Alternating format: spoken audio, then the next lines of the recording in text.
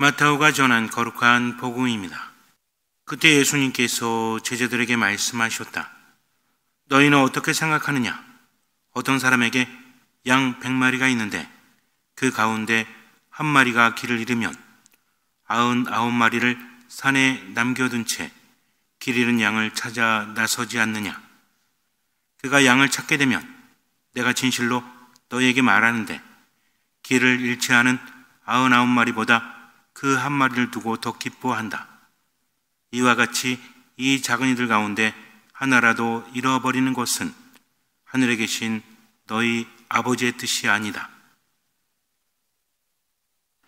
이스라엘 성지 순례를 하다 보면 많은 것을 느낄 수 있습니다. 이스라엘 땅 자체가 거룩한 땅이죠. 상타 테라라고 불리우는데, 그래서 전 세계 많은 사람들이 이스라엘 성지를 찾곤 하죠. 그런데 이스라엘은 우리하고 기후가 많이 다르죠. 그래서 처음 가게 되면 적응이 잘 안 되는데 특히 광야에서의 삶은 참 힘들죠. 그런데 광야라는 곳은 죽음이 있는 곳인데 나무도 없고 풀도 많이 없고 그리고 숨을 데도 없기 때문에 광야에서 혼자 길을 간다는 것은 죽음에 노출된다는 것을 의미합니다. 그래서 광야를 헤매던 이스라엘 백성들은 참 힘들었죠. 40년 동안 광야를 헤맨다는 것이 얼마나 힘들었을까라는 생각을 합니다. 그런데 광야라는 곳은 또 하느님을 만나는 곳이에요. 운수자들, 수도자들, 초기의 수도자들은 광야에서 기도를 하면서 살았습니다. 수도 생활이 시작이 되었다는 거죠. 그렇다면 그들은 왜 광야로 갔을까요? 먹을 것도 별로 없고 마실 것도 별로 없는데 왜 광야로 갔을까? 힘들게 살기 위해서?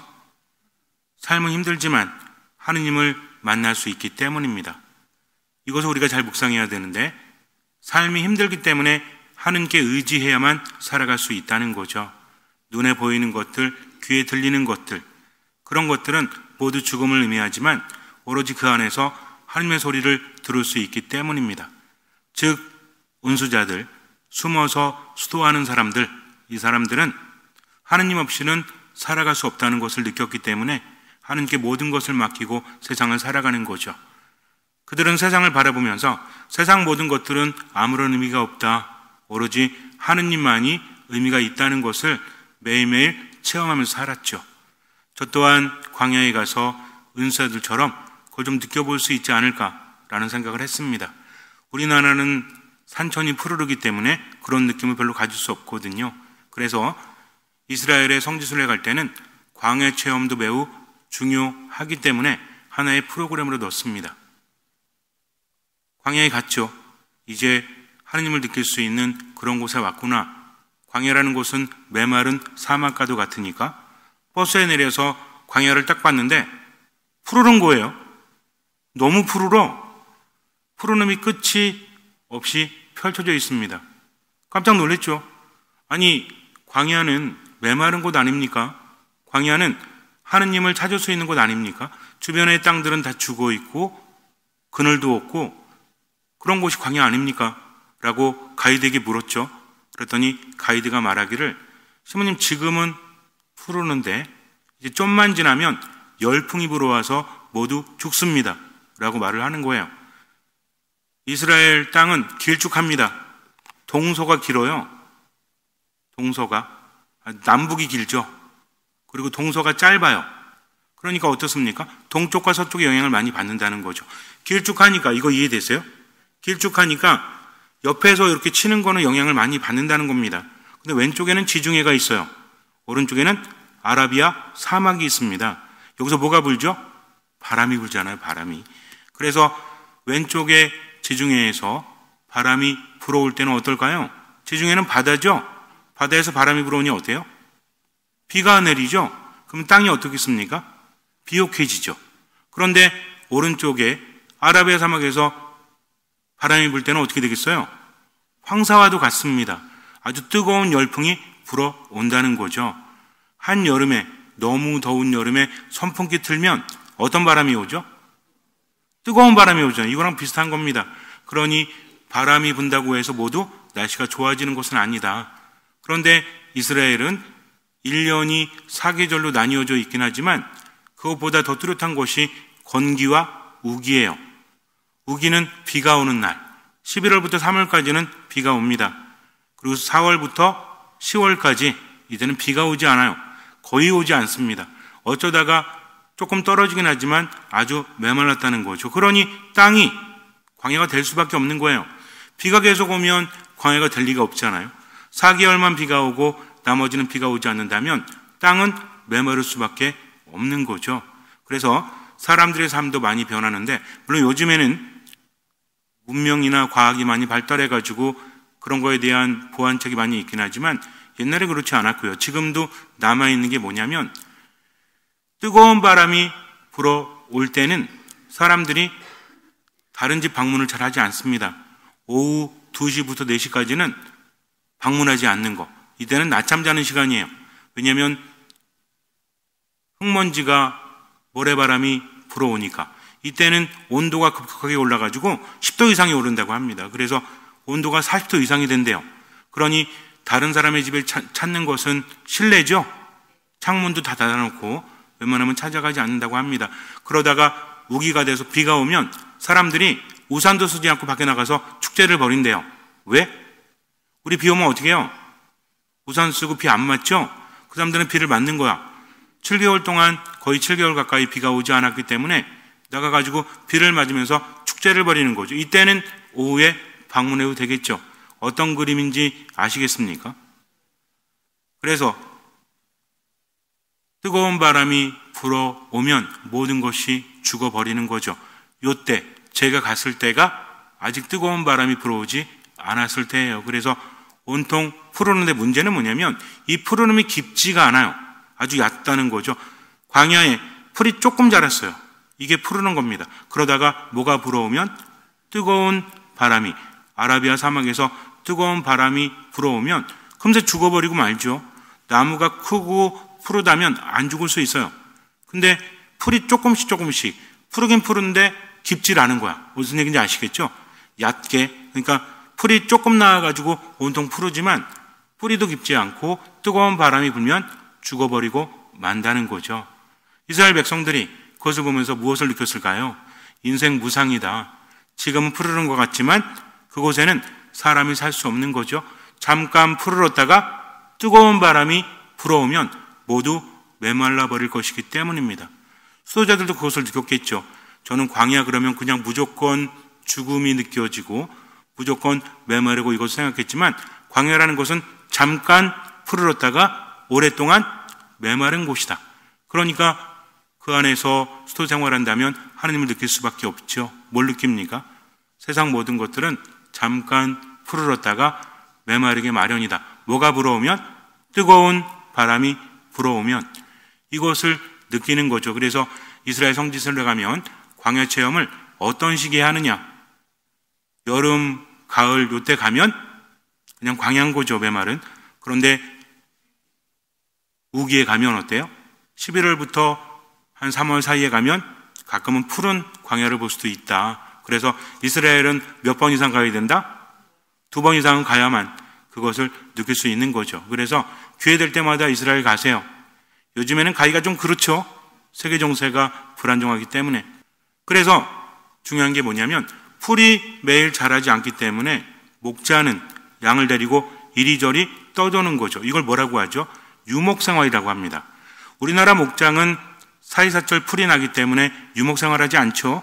대관령 목장이라든지 목장들 가보면 그냥 울타리 쳐져 있고 거기에 소들이 있고 양들도 있나요? 보통 목장 그러면 소 생각하죠.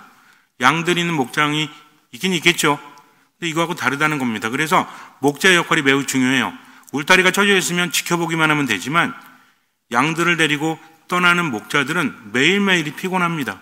쉴 틈이 진짜 없다는 거죠. 그래서 목자 그러면 이게 3D 업종에 속하는 거죠. 돈은 별로 못 벌고 힘들어 죽겠고 그리고 가족을 떠나서 멀리 이동했다가 다시 돌아오기 때문에. 근데 이런 목자들이 예수님의 탄생을 먼저 듣지 않습니까? 천사들에게. 이것도 의미가 있는 거죠. 예수님께서는 당신을 목자에 비유하십니다. 우리를 양들에 비유하시는 거죠. 양들은 목자를 따라다니는 거죠. 굉장히 중요합니다. 이스라엘 백성들이 광야를 보면서 인생 무상이다. 푸르는 것은 얼마 가지 않는구나. 그러나 무엇은 영원하다? 하느님의 말씀은 영원하다는 거죠. 이사야서 40장에서 이렇게 말합니다. 모든 인간은 풀이요 그 영화는 들의 꽃과 같다. 주님의 입김이 그 위로 불어오면 풀은 마르고 꽃은 시든다. 진정 이 백성은 풀에 지나지 않는다. 풀은 마르고 꽃은 시들지만 우리 하느님의 말씀은 영원히 서 있으리라. 풀과 같기 때문에 모든 인간의 영화는 풀과 같다. 그리고 꽃과 같다. 근데 이런 것들은 광야에 살짝 푸르렀다가 뭐가 불어오면 뜨거운 바람. 그것을 이사야서는 뭐라고 표현하고 있죠? 주님의 입김이 그 위로 불어오면 모든 것은 시들어버린다. 그러나 무엇은 영원하다? 하느님의 말씀은 영원히 서 있다는 거죠. 우리는 세상을 살아가면서 이런 경험을 많이 합니다. 때로는 즐겁지만 때로는 너무나 힘들죠. 인생은 그런 거 아니에요? 인생은 즐거움과 기쁨도 있지만 실망과 슬픔과 아픔도 있지 않습니까? 그럴 때 무엇을 봐야 하느냐 이거죠. 좋을 때 어떻게 해야 돼요? 좋을 때는 이거는 영원히 가지 않고 잠시 좋은 거니까 우울해해요? 그럴 필요 없습니다. 좋을 땐 좋아하면 되는 거야. 그런데 삶이 들 때는 어떻게 해요? 그것을 보는 것이 아니라 하느님의 말씀 안에 머물러야 된다는 거죠. 내가 힘들고 괴롭지만 하느님의 말씀을 따라서 가야 되는 거다. 누구처럼? 양들처럼. 양들은 어때요? 풀을 다 뜯고 나면 누구 따라갑니까? 목자를 따라가죠. 양들은 어디로 가는지 모릅니다. 양은 거의 1m 정도뿐이 못 본다고 했죠. 눈이 좋지 않아서. 그래서 뭐만 보고 가면 돼요?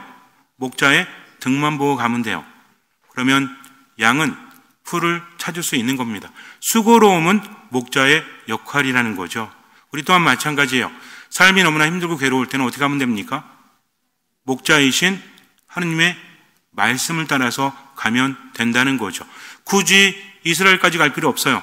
뭐가 광야이기 때문에? 인생이 광야잖아. 얼마나 힘들고 괴로워요. 중요한 거는 그럴 때 무엇을 바라보느냐. 세상을 바라보면서 힘들어 죽겠다 이렇게 신세 타령하면 그 사람 뭐가 없는 거죠? 믿음이 없는 겁니다. 그러나 그럼에도 불구하고 하느님을 바라보면서 그분의 말씀을 듣는 거죠.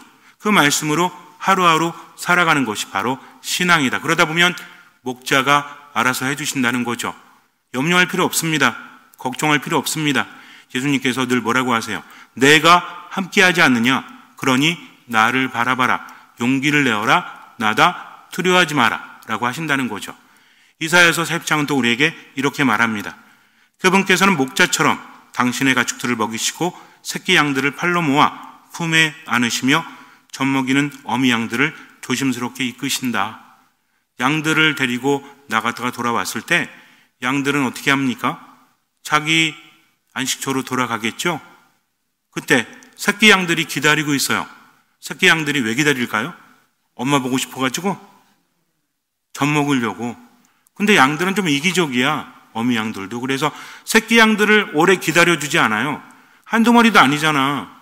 몇 수십 마리, 몇백 마리면 양들이 조금 기다리다가 자기 안식처로 가죠? 그럼 새끼들이 딱 보고 있다가 이럴 때도 어때요? 빠른 애들이 먹고 사는 거지. 엄마 찾아가지고 딱 가가지고 젖을 먹으면 얘는 사는 거예요. 근데 어떤 애들이 있죠? 저 같은 애들이 있어요. 좀 들떨어진 애들이 있습니다. 그래가지고 엄마를 못 찾는 거야. 근데 엄마도 눈이 별로 안 좋다고 했죠? 수많은 양들이 있는데 새끼를 잘 찾을 수 있겠습니까? 그냥 들어가 버리는 거죠. 그러면 누가 나서요? 목자가 나섭니다. 목자는 알아. 새끼 양들을 보고 있다가 어미를 찾지 못하면 가서 그 양들을 품에 안습니다. 그리고 젖을 먹이죠. 미리 받아놓은 양의 젖을 새끼 양에게 먹이는 겁니다. 꼭 끌어안고. 어떤 그림인지 그려지시죠? 그러니 양들은 목자 없이는 살아갈 수 없다는 겁니다. 양들은 뭐만 잘하면 돼요? 목자의 음성만 알아들으면 된다. 예수님 뭐라고 하십니까? 양들이라고 하시잖아요. 그럼 양들은 목자를 따르는 존재다. 우리도 마찬가지입니다. 뭔가를 잘하기 때문이 아니라 목자의 음성을 알아듣기 때문에 희망이 있는 거죠. 내 인생이라는 것이 내가 능력이 있기 때문에 내가 가진 것이 많기 때문에 희망이 있는 것이 아니라 그분이 나를 사랑하시기 때문입니다. 그분이 나를 나보다 더 잘하시기 때문입니다. 그런 그분이 나와 함께 하시기 때문이다. 그래서 임마누엘 하느님은 어떤 하느님이시다? 우리와 함께 하신 하느님 임마누엘이라는 거죠. 이것만 보고 살아가면 됩니다. 때로는 삶이 너무나 힘들지만 그래도 하느님 바라보면서 기쁘게 사는 거죠. 감사하며 사는 거죠. 또 기도하며 사는 거죠. 얼마만큼? 할 수 있는 만큼, 얼마만큼? 보이는 만큼. 예수님은 끊임없이 우리에게 말씀을 하십니다. 마태오복음을 보면 우리에게 이렇게 말하고 있죠. 너희는 어떻게 생각하느냐? 어떤 사람이 양 100마리가 있는데 그 가운데 한 마리가 길을 잃으면 99마리를 산에 남겨둔 채 기르는 양을 찾아 나서지 않겠느냐? 그가 양을 찾게 되면 내가 진실로 너희에게 말하는데 길을 잃지 않은 99마리보다 그 한 마리를 두고 더 기뻐한다. 이와 같이 이 작은 이들 가운데 하나라도 잃어버리는 것은 하늘에 계신 너희 아버지 뜻이 아니다 라고 하십니다. 하느님은 잃어버리기를 바라지 않으시는 거죠. 너무나 사랑하기 때문에. 근데 여기에서 작은 이들이라고 하죠. 작은 이가 뭐야? 조그만 사람들 얘기하는 거예요? 아닙니다. 작은 이라는 사람들은 뭐냐면 죄가 있거나 부족한 사람들을 말하는 거죠. 우리는 작아요, 안 작아요? 작죠. 이게 겸손입니다. 나는 아무것도 아닙니다. 하느님 없이는 아무것도 할 수 없다. 하느님 나라의 신비는 어떤 사람들에게 밝혀진다고 했죠? 똑똑하다는 사람들, 슬기롭다는 사람들이 아니라 철부지 같은 사람들. 철부지는 어떤 사람들이죠? 하느님 없이는 살아갈 수 없음. 자기가 아무것도 아니라는 것을 아는 사람. 그렇기 때문에 하느님께 의탁하고 하느님의 말씀을 듣고 지금만 살아가는 거죠. 할 수 있는 만큼, 보이는 만큼 살아가는 삶을 의미하죠. 근데 마태복음 18장의 이 비유, 양 100마리 중에 한 마리를 잃어버렸을 때 이 목자가 좀 무모하지 않습니까? 아니, 무모한 게 아니라 좀 너무하지 않아요? 그럼 99마리 어떻게 하라고? 한 마리만 유독 사랑하고 99마리는 산에 남겨둔 채. 우리 이것을 알아야 됩니다. 이것을 듣는 이스라엘 백성들은 그렇게 생각하지 않아요. 왜냐하면 양이 100마리 정도 되면 목자가 몇 명일까요? 한 명은 아닙니다. 가끔 보이는 게 있어요. 이스라엘에 가면 버스를 타고 이렇게 가잖아요. 그럼 양들이 움직이는 게 보여. 양이 몇십 마리 있으면 목자가 한 명이 아니고 맨 앞에 있고 양쪽에 있고 맨 뒤에 또 있어요. 뭔 얘기인지 아시겠죠? 왜? 양들은 눈이 나쁘다고 그랬잖아요. 그러니까 길을 잃어버리기가 쉬워요. 왜? 길이 평탄하지 않아요. 광야라는 곳은 산이 없는 곳이 아닙니다. 산이 민둥산이라는 거지. 그러니 어때요? 찍찍 미끄러져요. 그래서 산에 띠가 둘러져 있어요. 이게 띠가 뭐냐면 양의 발자국이야. 양이 발이 어때요? 발이 뭉퉁하잖아요. 그러니까 목자가 가면 이렇게 따라가면 미끄러진 애들도 있겠죠? 목자가 받쳐줍니다. 그러니까 목자가 한 명은 아니라는 거죠.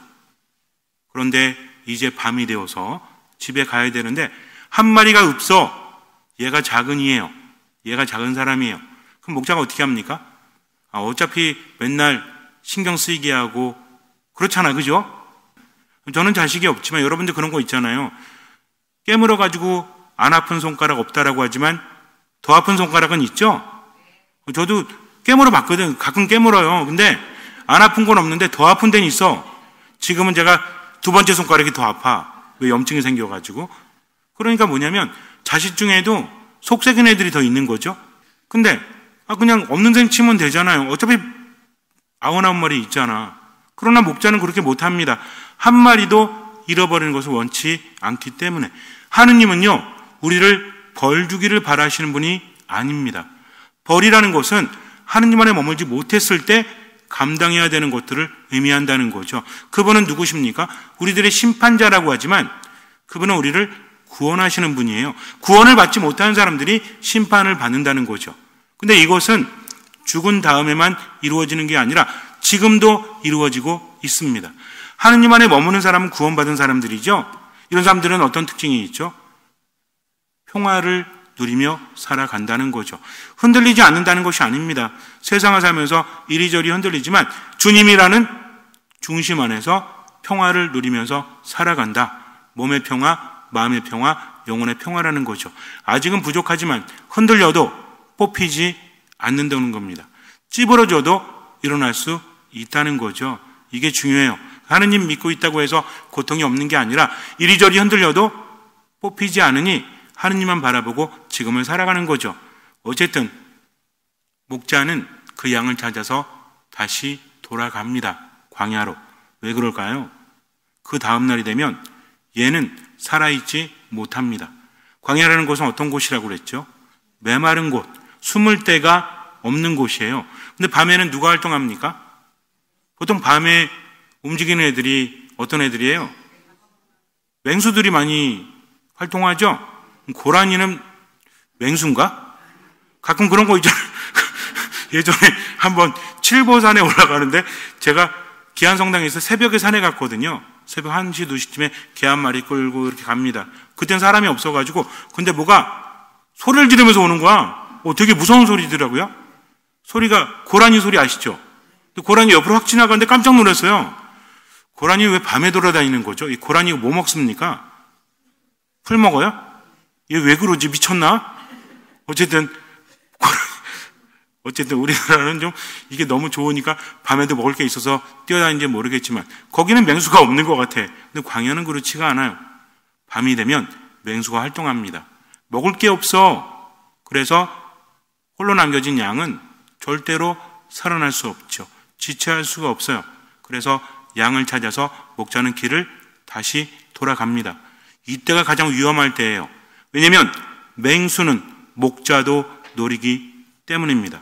목자는 정말 말 지겹게 안 듣는 양을 무엇을 걸고? 자신의 목숨을 걸고 찾아가는 거죠. 그러다가 양을 찾게 되면 어떻게 한다? 볼기짝을 막 때려요? 아니죠. 기뻐한다고 합니다. 99마리보다 찾은 한 마리를 통해서 더 큰 기쁨을 누린다. 이게 하느님의 마음이라는 거죠. 우리는 어떻게 하면 돼요? 광야라는 인생을 살아가면서 그분을 따라가면 돼요. 그러다가 그분을 잃어버릴 때가 있죠. 삶의 기쁨도 느끼지 못하고 냉담하고 하느님 찾지도 않고 그러나 하느님은 또 나를 찾아오신다는 겁니다. 이럴 때 듣는 마음으로 있어야 돼요. 때로는 상처받을 수도 있어요. 때로는 아프기도 해요. 힘들기도 해요. 그래서 신앙을 내려둘 때도 있죠.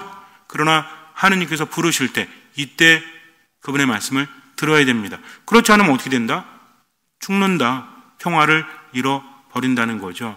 그래서 신앙이라는 것은 살면서 하느님께 뭔가를 바라고 물질적인 것만을 받는 것이 아니라 영원한 생명을 받는 거다. 그러면서 세상에서도 하느님 바라보고 기쁘게 사는 겁니다. 감사하며 사는 겁니다. 기도하며 사는 겁니다. 그게 인생이다. 그러니까 우리는 누구를 바라보는 사람이다? 하느님을 바라보는 사람이다. 하느님은 어떻게 하신다? 우리와 함께 하신다. 기쁠 때도 함께 하시지만 우리가 힘들 때도 함께 하십니다. 다만 보이지 않죠? 뭐가 없어가지고? 믿음이 없어가지고. 이럴 때 어떻게 해야 돼요? 그냥 듣는 마음으로 하느님 찾으면 그분이 나에게 오십니다. 내가 원하는 모습으로 오시는 것이 아니라 그분은 당신의 진실한 모습을 우리에게 보여주시지만 우리는 그분을 원하는 모습대로 보려고 하죠. 그러나 그렇게 오지 않으십니다. 그래서 우리가 성경에서 묵상할 때 그런 거잖아요. 하느님은 불 속에도 계시지 않고 바람 속에도 계시지 않는다. 그분은 어디 계십니까? 나와 함께 하시지만 눈에 보이지 않죠? 그러니까 더 힘든 거야. 그러나 우리는 어떻게 할 수 있어요? 들을 수 있다는 거죠. 그분의 말씀을. 그래서 중요한 게 뭐다? 듣는 마음이라는 거죠. 하느님을 믿으십시오. 그분은 나보다 더 잘 아시고 나를 나보다 더 사랑하신다. 그러니 어떻게 하면 된다? 그분을 믿고 지금을 살아가면 된다. 얼마만큼? 할 수 있는 만큼. 얼마만큼? 보이는 만큼. 이제 이거 모르시는 분 없네요. 그럼 그렇게 살면 돼요. 그러면 하느님께서 함께 하심을 내가 느낍니다. 이게 체험이에요. 그래서 우리가 하나님에 대해서 알아야 될 건 딱 한 가지입니다. 나를 나보다 더 잘 아시고 나를 나보다 더 사랑하시는. 그래서 인생이라는 것은 광야와도 같지만 그렇게 변하는 광야가 아닌 하느님 바라보면서 살아간 우리는 그분의 양들이다. 양이기 때문에 목자를 따라가면 된다. 나머지는 맡기면 된다는 거죠. 잠시 눈을 감으세요. 인생은 힘듭니다. 때로는 기쁘고 즐겁기도 하지만 몸도 그렇잖아요. 늘 좋은 게 아니잖아요. 때로는 힘들어요. 마음도 그래요. 우리들의 정신도 그렇고 영혼도 그렇습니다. 그러나 그 와중에도 하느님 바라볼 수 있어야죠. 힘겨운 것만 바라본다면 우린 살아가지 못합니다. 어차피 인생은 좋을 때도 있지만 아플 때도 있죠. 어쩌면 힘들 때가 더 많을지도 몰라요. 마치 광야처럼 때로는 푸르르지만 뜨거운 바람이 불어보면 시들고 맙니다. 그러나 하느님의 말씀은 영원히 서 있다는 거죠. 그분을 바라보고 지금은 살아가세요. 내 뜻대로가 아니라 그분의 뜻대로 내 생각과 감정도 하느님께 봉헌하면서 듣는 마음으로 감사하면서 지금을 살아가고 나머지는 맡기십시오. 할 수 있는 만큼 보이는 만큼만 살아가십시오. 주님께서는 그 믿음을 보시고 우리 삶에 놀라운 기적을 일으켜 주실 것입니다. 아멘.